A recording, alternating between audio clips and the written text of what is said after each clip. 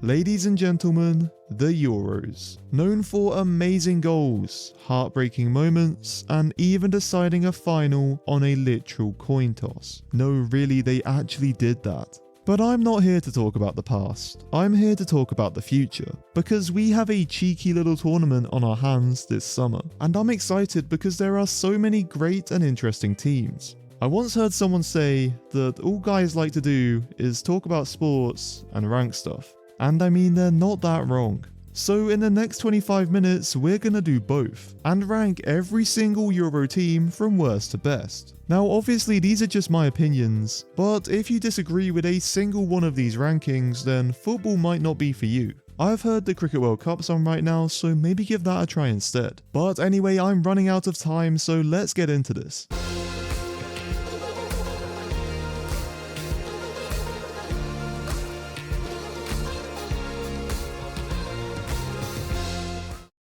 And I've got to say, in all honesty,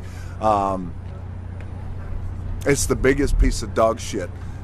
Okay, so someone has to be last, and unfortunately it's Slovakia. They really are just very boring. They lack any form of creative spark, with almost half of their starting 11 being over 30 years old. But this does mean they have experience. With Milan Skriniar leading the back line and the country's prowess in aerial duels, the Central European nation is going to be hard to break down, and may also be a threat from set pieces too. However, when they have the ball, Slovakia really lack inspiration, with any resemblance of creativity coming from their midfielder Stanislav Lobotka, who I would say is their key player. He offers great ball security, solid defensive quality, and can progress the ball quite well. Looking at their group, Slovakia could definitely frustrate teams as they have done in qualifiers, with them only conceding 8 goals. But I fear I will also be very frustrated just by watching them, and so Slovakia is the worst team for me.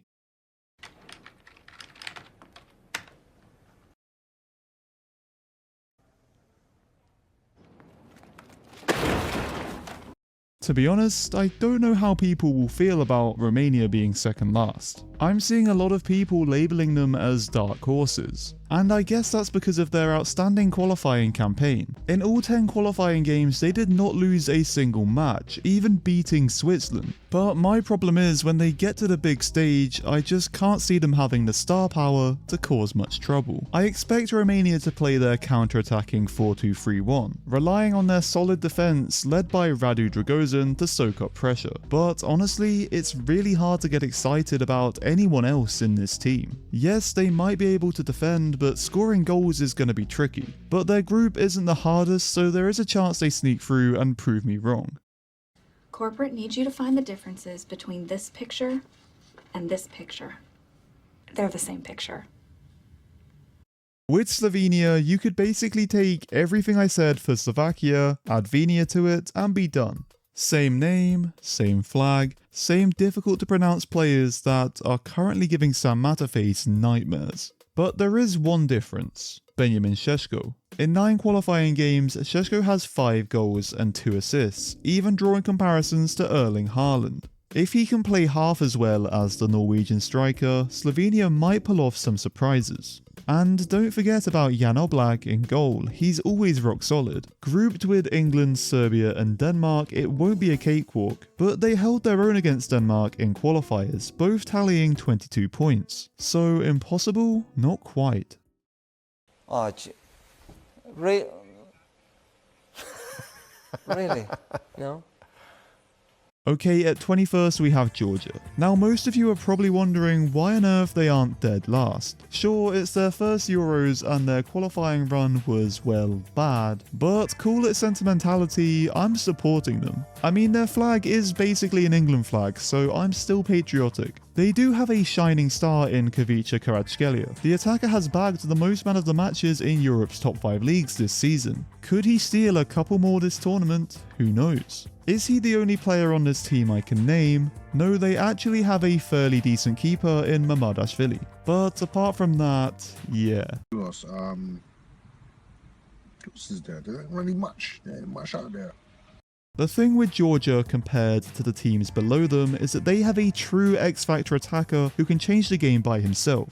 Whilst an early exit is likely, I'm oddly excited to watch them. And we have Robert Lewandowski. You know, Robert Lewandowski.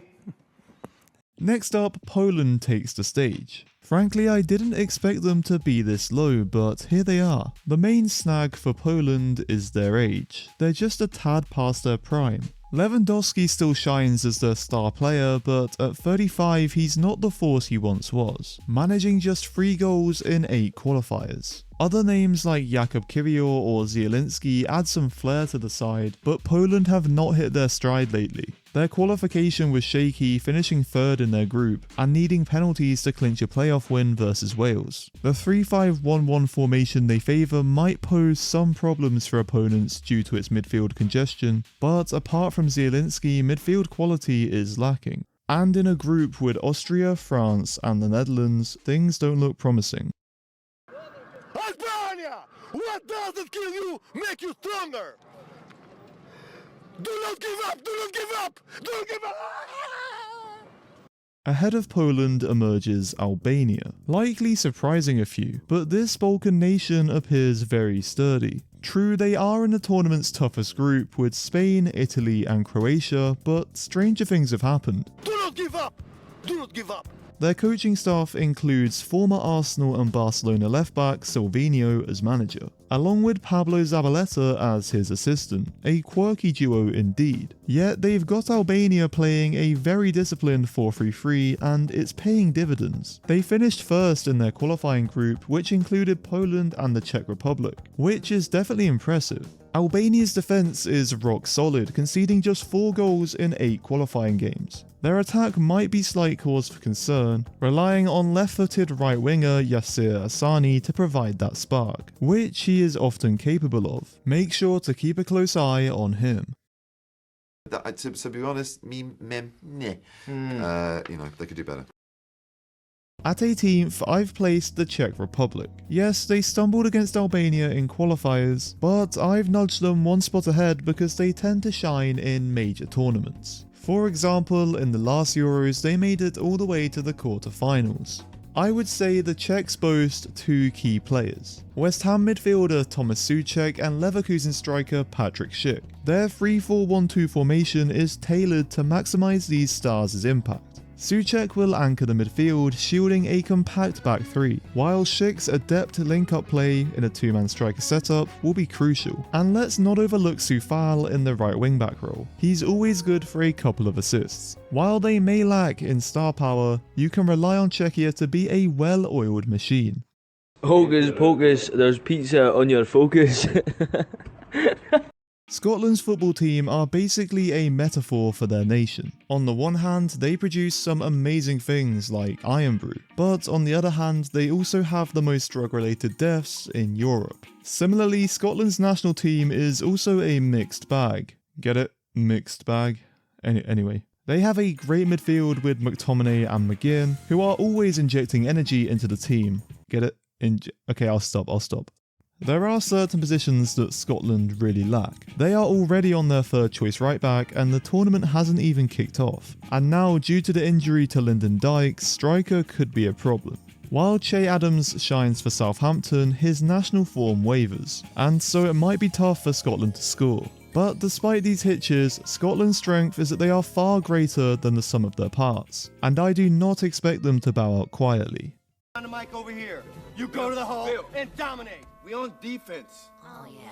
Whoa, I don't play defense. Serbia take the 16th spot, though I wonder if I've underrated them. Their qualifying campaign was solid and their squad looks very strong, especially in attack.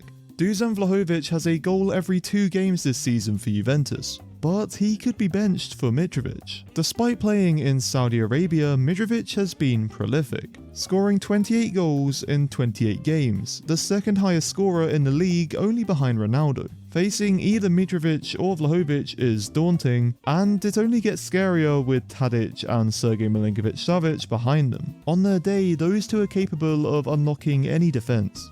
The issue with Serbia is that I'm unsure if their defence even knows what a clean sheet is. And so it's hard to tell what kind of Serbia will get this tournament, but my guess is we're going to get some back and forth games either way.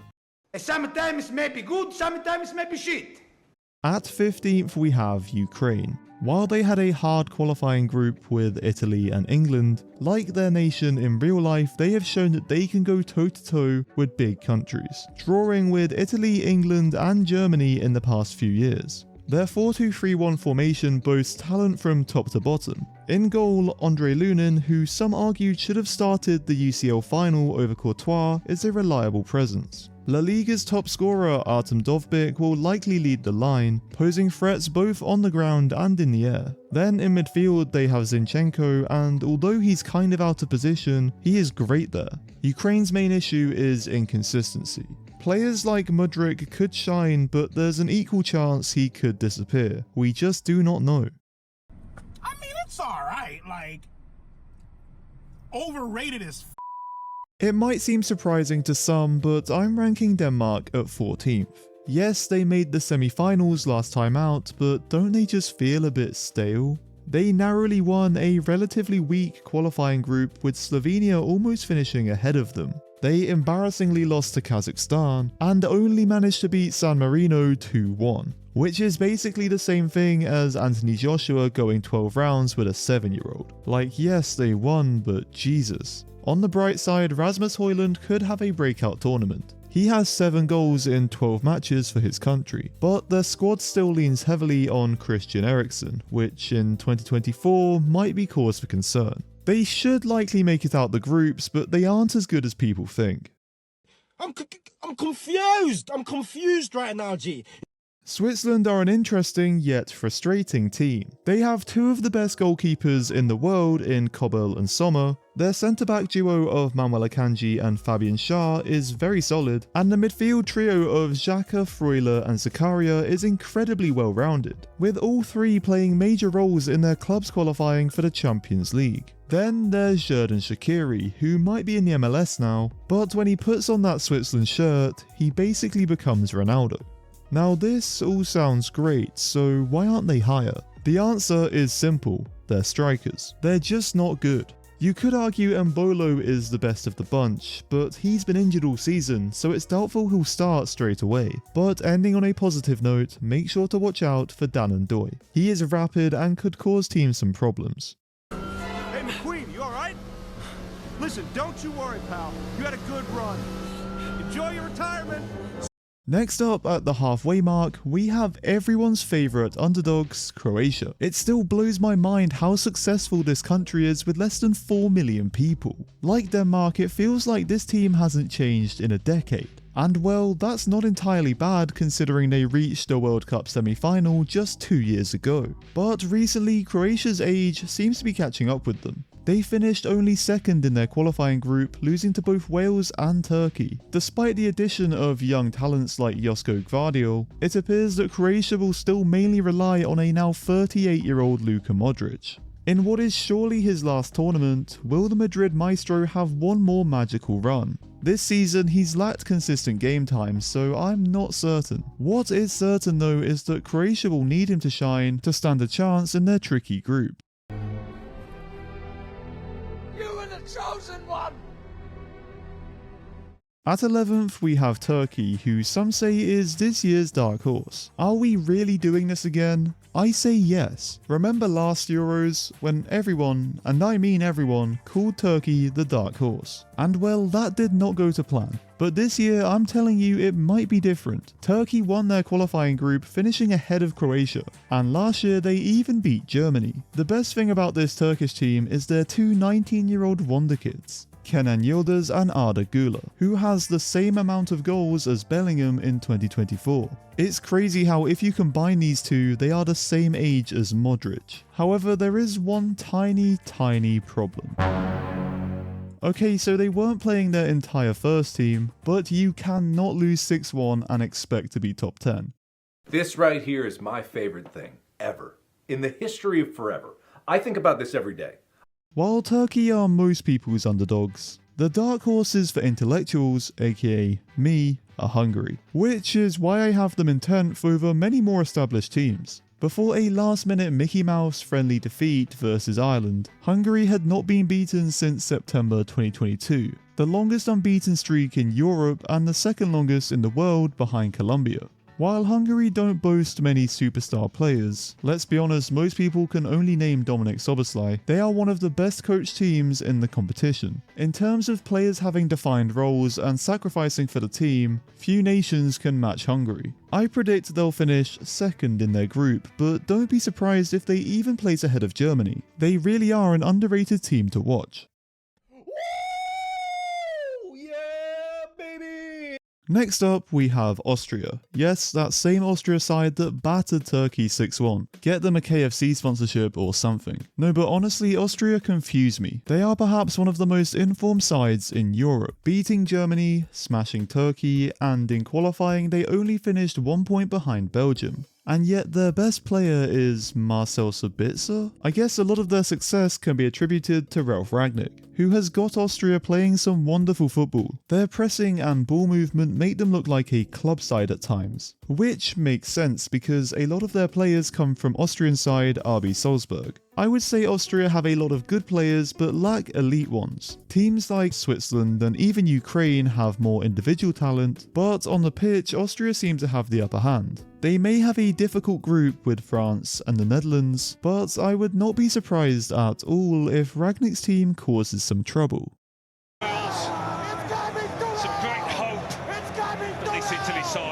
Now we're getting to the teams who could actually win. Sure, the teams mentioned before have a shot, but these remaining teams are the big boys. First up are the defending champions, Italy. It might seem strange to have the 2021 winners this low, but a lot has changed since then. Manager Roberto Mancini is now in Saudi Arabia, and the legendary centre-back partnership of Chiellini and Bonucci is no more. They also no longer have their two little geniuses, Verratti and Insigne, so you can see they're not the same team anymore.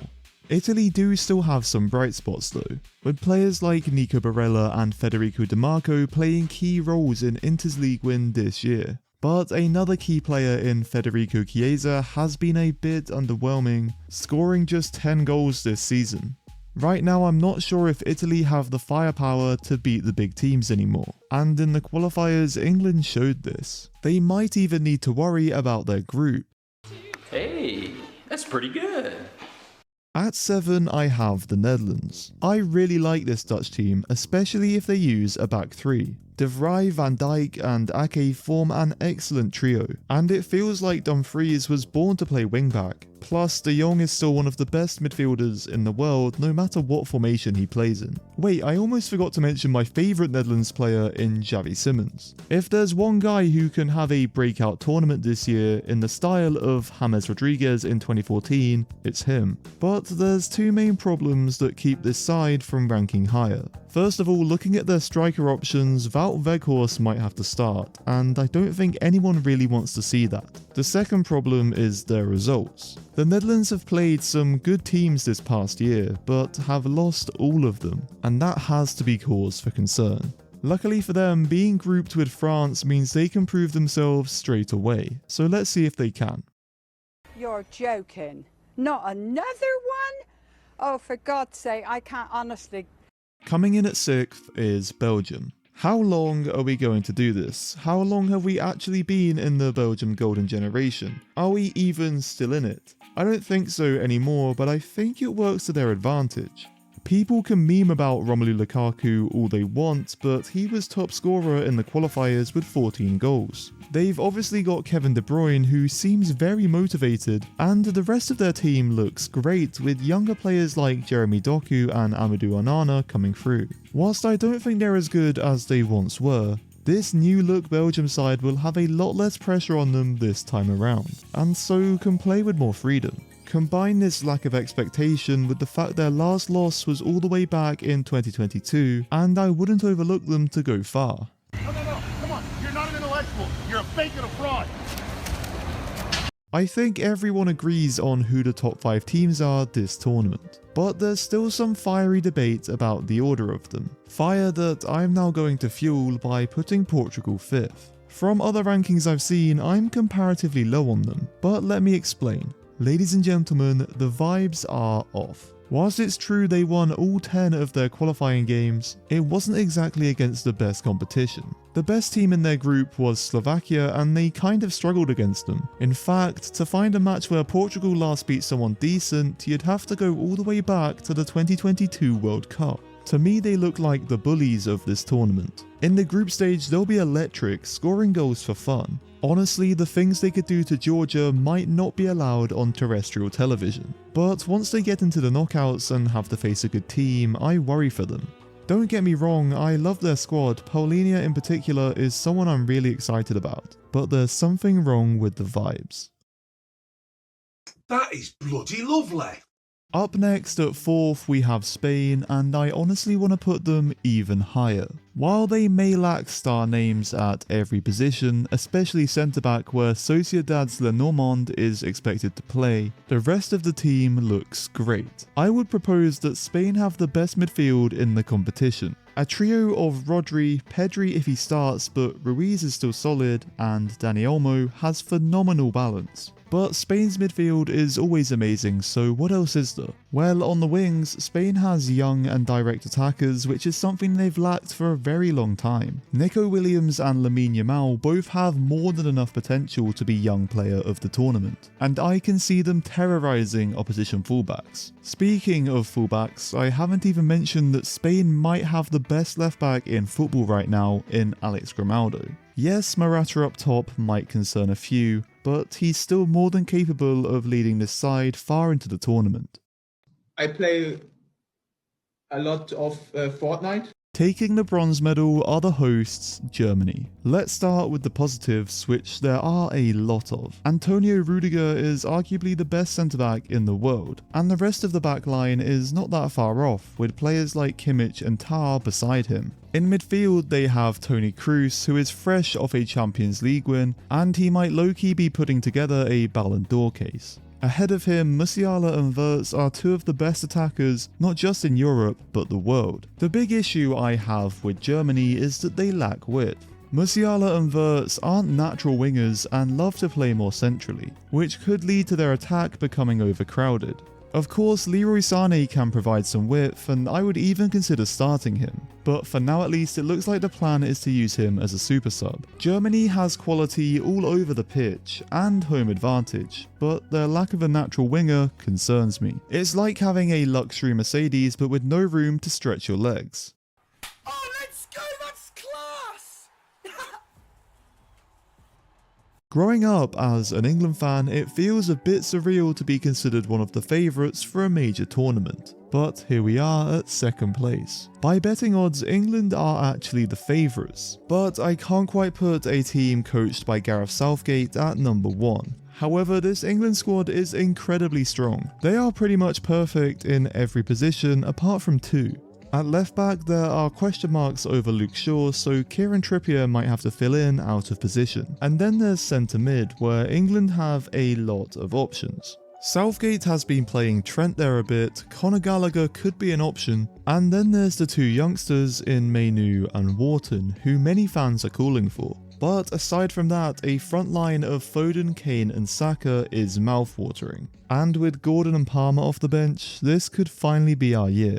That's why he's the MVP! That's why he's the GOAT!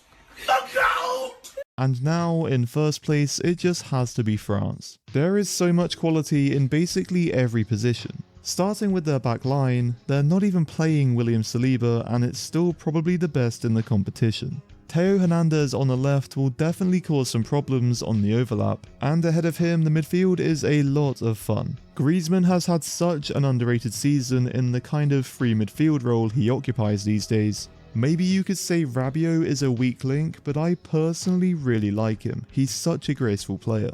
Moving to the 3 up top, there is so much pace and skill. Marcus Thuram has both scored and created well for Inter this season, which fits perfectly as he can assist the main man, Kylian Mbappe. He's gone slightly under the radar on the pitch this season, but I have a feeling he's going to remind us why he's the best player in the world this summer. So guys, there you have it, every Euros team ranked in less than 25 minutes. At least I hope it's less than 25 minutes, if not then sue me. Preferably 115 times, because then I don't think I get in trouble, right? Anyway guys, like, subscribe, and comment what you would change. Peace.